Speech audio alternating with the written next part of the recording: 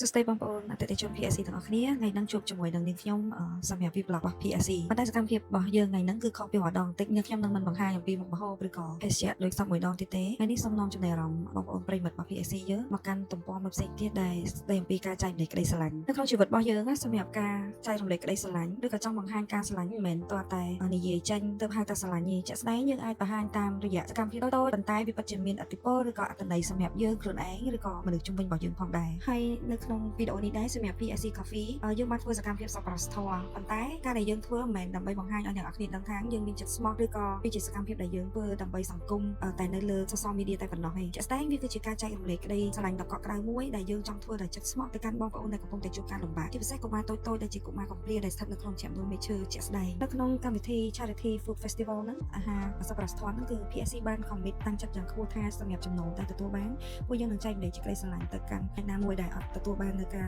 ថែទាំឬក៏ក្តីស្រឡាញ់គ្រប់គ្រាន់នេះដែលខ្ញុំគិតថាវាជាឱកាសសម្រាប់ពួកយើងចែករំលែកក្តីស្រឡាញ់នឹងជូនទៅគាត់សម្រាប់ពួកយើងត្រឹមតែស្នាមញញឹមមួយឯងក៏វាមានតម្លៃលើសពីអ្វីៗទាំងអស់ដែលអាចធ្វើឲ្យពួកខ្ញុំដឹងថានេះហើយដែលជាអ្វីដែលពួកខ្ញុំចង់បានមកវិញនៅក្នុងអត្ថន័យដែលពួកខ្ញុំកំពុងតែធ្វើព្រោះខ្ញុំចង់ឃើញពួកគាត់ញញឹមចង់ឃើញក្មេងៗទាំងអស់នេះមានសេចក្តីសុខផ្នែកផ្លូវចិត្តចង់ឃើញកូនៗទាំងអស់មានស្នាមញញឹមដ៏ត្រចះត្រចង់មានអារម្មណ៍កក់ក្ដៅមានអារម្មណ៍ថាសុវត្ថិភាពជាឱកាសនេះខ្ញុំក៏សូមអរគុណទៅដល់លោកគ្រូផល្លាដែលបានលះបង់ទាំងកាយទាំងចិត្តជាពិសេសគឺទឹកចិត្តកម្លាំងចិត្តដែលធ្វើឲ្យលោកគ្រូបន្តដំណើរបានដល់វែងឆ្ងាយអាចមើលកូនៗកាន់តែច្រើនឡើង